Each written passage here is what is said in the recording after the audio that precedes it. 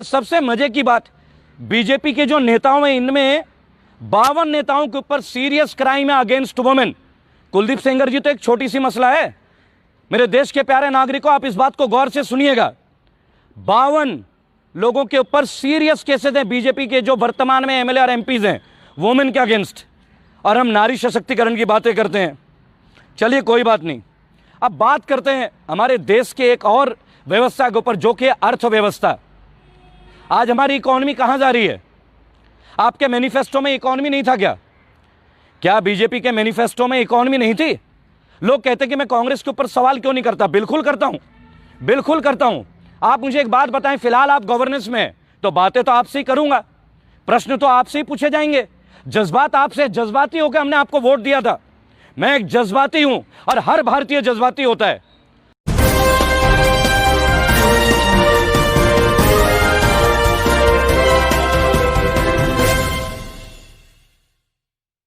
जय हिंद, जय भारत। मैं रेबल सदानंद पति। भाइयों और बहनों, 15 अगस्त की स्वाधीनता दिवस, स्वतंत्रता दिवस की आप लोगों को हार्दिक शुभकामनाएं। जैसा कि मैंने आप लोगों से कहा था कि 15 अगस्त से आगाज करूंगा आरएसएनपी फाउंडेशन का, आगाज करूंगा उस मूवमेंट का जो देश के लिए समर्पित है, जिसमें करोड़ों लोग, करोड़ों भारतीय, करोड़ों हिंदुस्तानी आपके साथ, हमारे साथ एक साथ जन सैलाब आएगा। लेकिन ये सैलाब कानून के दायरे में, ये सैलाब देश के लिए, देशवासियों के लिए। आज हमारी 74वीं स्वतंत्रता दिवस को मना रहे हैं, लेकिन क्या हम स्वतंत्र हैं? क्या हम स्वतंत्र हैं? मुझे तो यह लगता है कि 1947 के बाद बस ये एक पावर ट्रांसफर हुआ है। पहले अंग्रेज थे, अंग्रेज के बाद एक कांग्रेस रेजिम आई और उस रेजिम के बाद एक दूसरी रेजिम है। क्या इसके लिए हमारे भगत सिंह ने, नेताजी सुभाष चंद्र बोस ने, अशफाक उल्लाह खान ने, राजगुरु जी ने अपनी शहादत दी थी? अनगिनत करोड़ों लोगों ने अपनी शहादत दी है भाई और बहनों। लेकिन आज का दिन रेबल सदानंद पति फाउंडेशन के उपलक्ष्य का है कि हम क्या करने वाले हैं। सबसे पहले भाइयों और बहनों, आपका हार्दिक अभिनंदन और आभार। आप मुझे सुन रहे हैं, इसका मैं तहे दिल से आभार दूंगा आपको। और बताना चाहूंगा एक बात के लिए कि भाइयों और बहनों, ये सफर जब शुरुआत की थी तो मालूम था कि रास्ते में बहुत परेशानियां आएंगी और परेशानियां लगातार आ रही हैं। आज से मेरा आगाज शुरू, देश की यात्रा शुरू। तमाम राज्यों में आ रहा हूं और आप रोज मुझे राज्यों में देखते हुए चलेंगे। लेकिन देश में अगर मैं आ रहा हूं तो केवल इस बात के लिए आ रहा हूं कि जहां जहां लोगों के साथ अन्याय हुआ है वहां रेबल है, और वहां अकेला रेबल सदानंद पति नहीं है, वहां करोड़ों रेबल हैं। भाई और बहनों, आज बात करेंगे हमारे देश की स्थिति के ऊपर। आज हमारे देश में क्या दौर चल रहा है, बताना चाहूंगा मैं आपको कि आज हमारे देश में क्या दौर चल रहा है। हमारे देश में जो दौर चल रहा है भाइयों और बहनों, वो ये है कि मैं आपको बताना चाहूंगा कि आज हम क्या देख रहे हैं। कौमी अखंडता के ऊपर बात करेंगे, कौमी अखंडता के ऊपर बात करेंगे। सबसे पूर्णतः मैं ये बात आपसे कहना चाहूंगा, आज पूरे विश्व में भारत को एक अलग नजरिए से देखा जा रहा है। इस गवर्नेंस की वजह से दंगे हो रहे हैं, मॉब लिंचिंग हो रही है। मेरा पहला मुद्दा, माननीय सुप्रीम कोर्ट, आपके ऊपर हमें बहुत भरोसा है। क्यों ना हम गाय को राष्ट्रीय सम्मान घोषित करें। आज तमाम हिंदू, तमाम मुसलमान, तमाम क्रिश्चियन, तमाम सिख समुदाय के, दलित समुदाय के जो लोग हैं, सब चाहते हैं कि आप गाय को राष्ट्रीय सम्मान घोषित कर दें और जितने भी कत्ल खाने वो बंद हो। क्योंकि भारत जो है वो बीफ का सबसे बड़ा एक्सपोर्टर है विश्व में। एक तरफ तो आप कहते हैं कि गौ हत्या बैन करो, तो गौ हत्या अगर आपको बैन करनी है तो पहले आप बीफ इंडस्ट्री को बैन कीजिए। बड़े बड़े नेताओं की है ये बीफ इंडस्ट्री, मुझे कहने की जरूरत नहीं, गूगल करके देख लीजिएगा। लेकिन मरता कौन है? अखलाक जैसा एक साधारण व्यक्ति। लोग शक के दायरे में लोगों को मार देते हैं, गलत है। भाई और बहनों, मैं सभी समुदाय के लोगों से मिलता हूं, सभी का आशीर्वाद प्राप्त है। सभी का कहना है कि रेबल, आप माननीय प्रधानमंत्री से यह आग्रह करें कि गाय को राष्ट्रीय सम्मान डिक्लेयर कर दें और आप एक ही कानून पास करें कि राज्य में कहीं भी गौ हत्या बैन है। लेकिन इसके लिए आपको ये इंडस्ट्री बंद करनी होगी।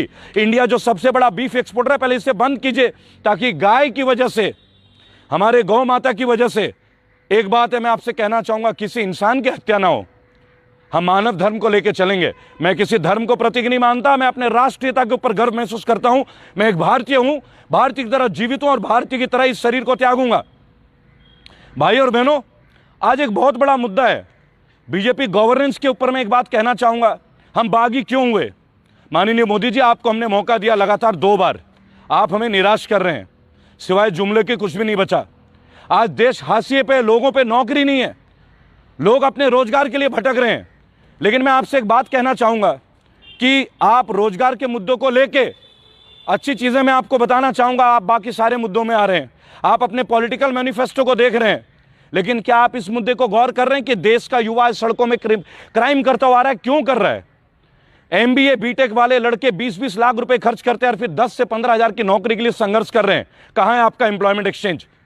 कहां है आपका एम्प्लॉयमेंट एक्सचेंज? कहां है आपका एम्प्लॉयमेंट एक्सचेंज? मैं आपसे पूछना चाहूंगा, कितने लोगों को आपने रोजगार दिया है? क्या एक बार आप लोगों में पब्लिश करेंगे? आप बातें करते हैं 370 की, कितने कश्मीरी युवाओं को आपने अब तक रोजगार दिया, इसके बारे में बात कीजिए। और आपका एक एजेंडा था नारी सुरक्षा, बेटी पढ़ाओ बेटी बचाओ। मैं आपसे एक बात पूछना चाहूंगा, क्या आपने नारी सशक्तिकरण के ऊपर काम किया है? भाइयों और बहनों, आप ये लगा लीजिए बीजेपी की जो एमपी हैं टोटल वो 303 हैं और इसमें केवल 41 फीमेल एमपीज हैं बीजेपी के, 13.5%।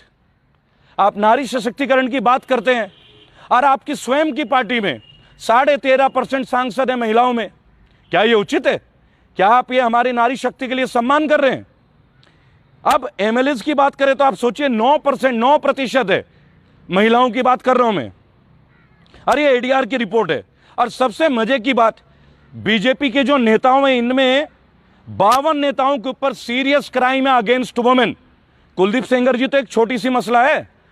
मेरे देश के प्यारे नागरिकों, आप इस बात को गौर से सुनिएगा, 52 लोगों के ऊपर सीरियस केसेस हैं बीजेपी के जो वर्तमान में एमएलए और एमपीज हैं वुमेन के अगेंस्ट, और हम नारी सशक्तिकरण की बातें करते हैं। चलिए कोई बात नहीं, अब बात करते हैं हमारे देश के एक और व्यवस्था के ऊपर, जो कि अर्थव्यवस्था। आज हमारी इकोनॉमी कहां जा रही है? आपके मैनिफेस्टो में इकोनॉमी नहीं था क्या? क्या बीजेपी के मैनिफेस्टो में इकोनॉमी नहीं थी?